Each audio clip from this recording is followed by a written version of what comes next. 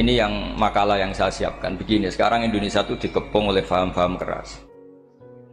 Sebetulnya untuk menghadapi paham-paham keras itu yang paling hebat tentu ilmu. Dalam banyak cerita, banyak saksinya juga. Pernah, ini masyhur sekali cerita ini.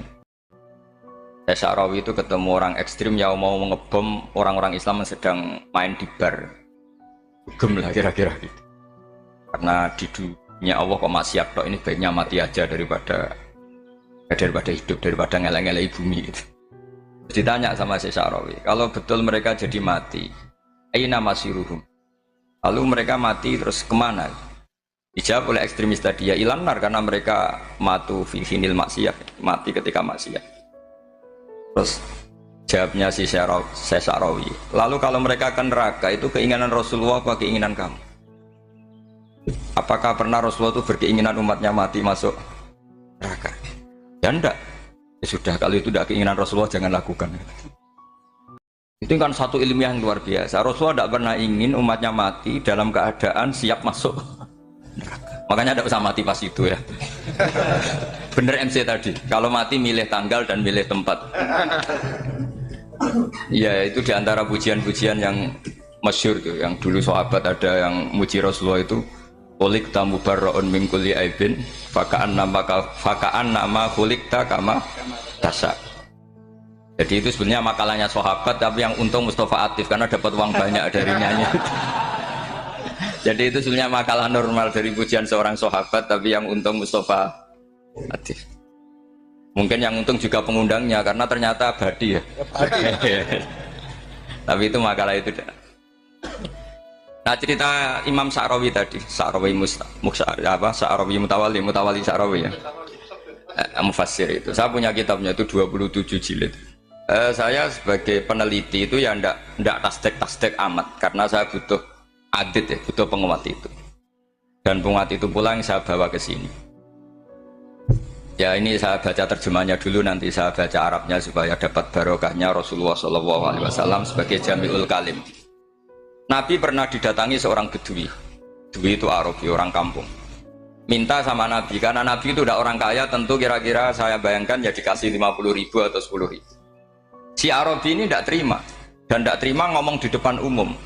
Ketika Rasulullah tanya, apa saya sudah baik sama kamu? Kata si Arabi tadi, tidak. Karena kamu kikir hanya ngasih saya segini. Sahabat hampir marah saja karena Nabi tersinggung gitu. Tapi Nabi lalu mengajak orang itu ke dalam rumah. Kira-kira kalau Indonesia mungkin ditambah 200.000 atau 300.000. Kemudian, apa ini cukup? Ya cukup. Kamu sudah puas? Ya puas. Fajazakallahu min ahlin wa asyiratin. Dipuji-puji Nabi. Kemudian kata Rasulullah, ayo kita keluar. Keluar nemuin khalayak begini. Khalayak rame. Kamu tadi mengkritik saya, menghujat saya di depan umum. Maka kamu sekarang harus memuji saya di depan umum. Supaya clear. Akhirnya mau dia. Oke, kita mau. Akhirnya muji-muji bahwa Muhammad orang baik, dermawan gini. Setelah itu dia pulang. Hebatnya Rasulullah ketika pulang kata Nabi begini, sabda Nabi gini. Kalau saja dia pas benci saya itu kok mati. Saya ulang lagi, kalau saja dia pas komentari saya buruk tadi kok mati, maka dia mati sebagai min ahlin nar karena berstatus pencaci maki Nabi. Akhirnya dia muji Nabi itu lewat disuap, lewat dikasih uang lagi. Loh itu sudah sah. Jadi saking baiknya Allah, Islam suapan itu juga sah. Itu kan muji Nabi itu karena disuap. Makanya ini penting. Jika dalam khazanah Islam itu memang agak aneh-aneh. Jadi di antara ceritanya dalam hukum-hukum Islam itu ada orang fasiknya minta ampun, tapi minta karena iman sama hadis bahwa nanti kalau ada orang mati disaksikan orang dua, apalagi kalau 4 min ahlil jannah, maka dia min ahlil jannah. Itu dia fasiknya minta ampun, nyewa orang. Nanti kalau saya mati bilang saya orang baik. Betul. Setelah dia mati bayar. Ini baik. Satu kampung nggak ada yang percaya ini saksi bohong. Tapi sama Allah diampuni karena kesaksian suapan ini. Lalu berarti jenengan ngalalo suap ya ndak, saya ada ngalalo suap, ngalalo sedekah. Karena sekarang kalau ada caleg bayar katanya sedekah.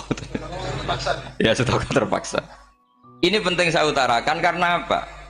Allah itu menilai itu tidak sama dengan pikiran kita. Makanya kubu sebelah itu terlalu ekstrem, memaksa Allah berpikiran kayak dia. Satu karena kurang ngaji. Nomor dua ya tadi emosinya lebih tinggi ketimbang intelektualnya. Ini penting saya utarakan. Ternyata orang yang nyuap tadi apa nilainya plus, yaitu dia iman sama dawai Rasulullah Shallallahu Alaihi Wasallam. Kalau yang namanya saksi itu penting, cuma dia mendapat cara itu lewat suap. Tapi kan iman. Iman kalau dawai Nabi itu benar, kalau ada saksinya pasti min ahlil jannah. Terus dia nyari saksi harus dibayar ya dibayar. Sekarang sama iya 1 juta. Sekarang saya tanya di KPPS atau di mana-mana saksi pemilu itu dibayar enggak? Dibayar sah apa enggak? Sah. Jadi kadang kebenaran itu harus dibayar.